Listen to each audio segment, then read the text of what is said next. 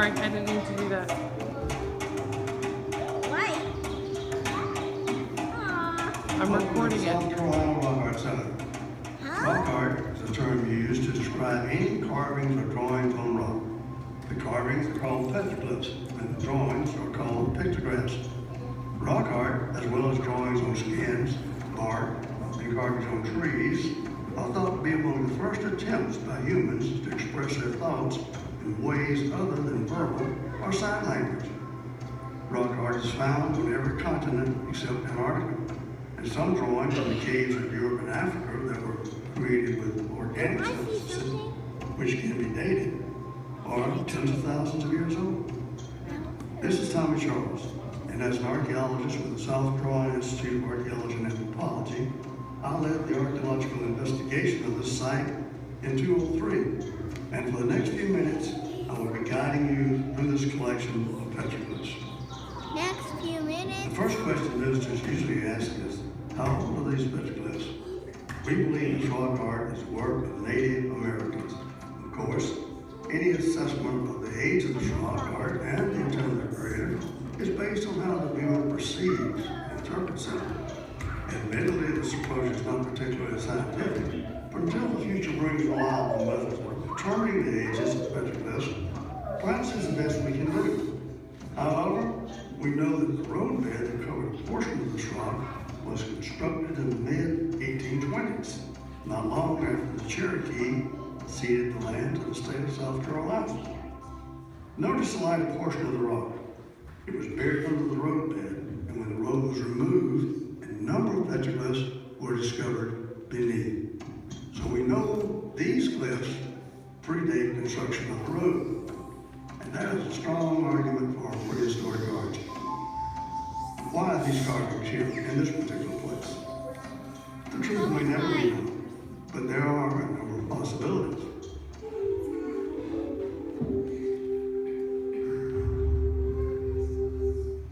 Let me set the stage for you with a story.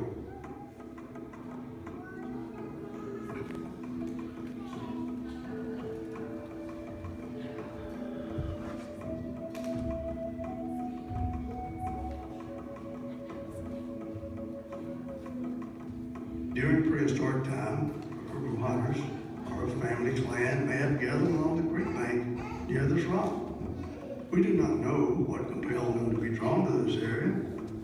Perhaps they were seeking better hunting grounds, a special place of great music, ceremonies, or simply stopped to rest while on a journey. In any event, there was something about this place that made them want to leave a message of having been here.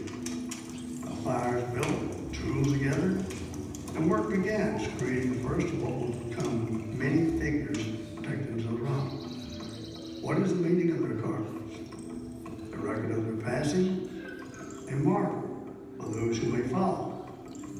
Perhaps the human stick figures simply represents the number in their party.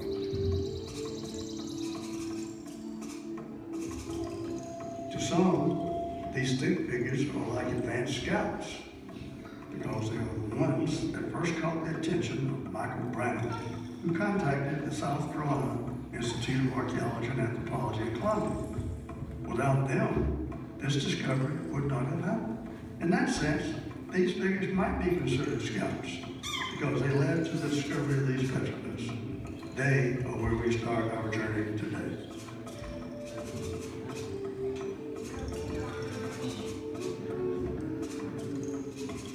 You may have already noticed that the word Thomas appears different from all the other carvings.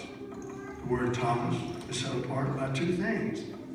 It is written in the English language, and it was created by being scratched or incised into the rock. And those petroglyphs, believed to be prehistoric, are symbolic figures created by being pecked to the rock using small hard stone. Those two methods were not exclusive to either prehistoric or historic peoples, but the great majority of petroglyphs in the American Southeast that are thought to be prehistoric were created by pecking. And most of those that are known to be historic were created by incising. Another fact is that almost without exception, peoples that lived during historic times carved their names, initials, or date, signifying I was here.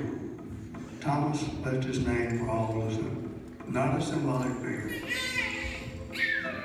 There is a group of 3 stick figures. Some see these as runners. They could be running a relay between villages to bring news or summon members to council. Others see these figures as playing the stickball game. We hear such a stickball game played to settle serious disputes between Native American tribes. Could these images be an account of such an event here in prehistoric times? Are all the Petroglyphs people? No. Some are simply abstract figures, having no discernible or defensible meanings. Let's look to see if there are any examples of those at this site. Actually, there are several, and they are rather difficult to see. Prehistoric abstract petroglyphs are much like modern-day abstract art. Often their meaning is hidden in the mind of the creator and remains a mystery to all others. So it is with these abstract glyphs. We may never know their meanings, so each of you can decide for yourself what message their creator intended. Some visitors may wonder if all the human figures on the rock are male. Some figures are identified as male, some are undetermined. Let's look a bit more to the left on the rock and see what we find. This human figure is different from all the others. This particular form of a human is the only petroglyph of its kind that has been discovered in South Carolina. Here, the petroglyph carver took care to fashion a rectangular body. Was this an attempt to depict a female? Historically, the Native Americans in this area include women in all segments of their society. For example, today it is not unusual for a chief of the Cherokee Nation to be female. One can imagine this image to be female, but then again, the intent of many petroglyphs, like beauty, is in the eye of the beholder. These 3 large petroglyphs at the lower left of the rock were among the last to be uncovered by this archaeological dig. They are unique because each person was placed inside a structure with a small cupola on top. One, on the far left, has some form of headdress that the others do not have. Why were these glyphs created in a manner so different than all the others? We can never know, but such mysteries are part of the fascination of these ancient works, and it frees our minds to create our own versions about when and why they came to be.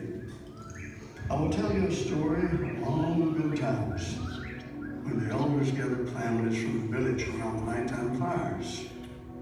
With rattles and chants, the elders told elaborate stories of a time they remember. A time when these human figures could move.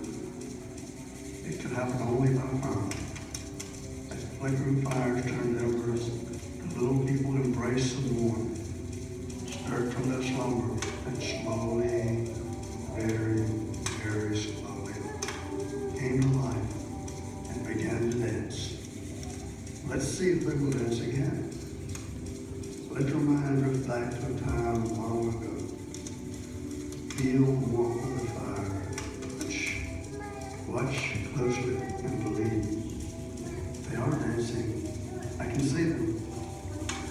Believe, and perhaps in time you too will see people of rock dance.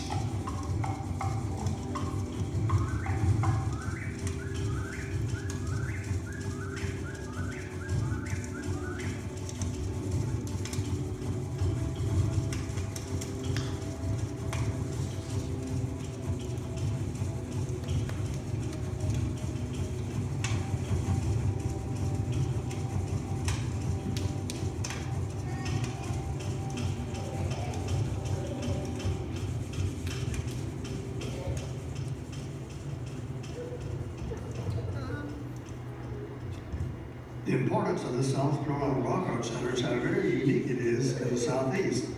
Here, these petroglyphs are protected and treasured just as they once were during prehistoric times.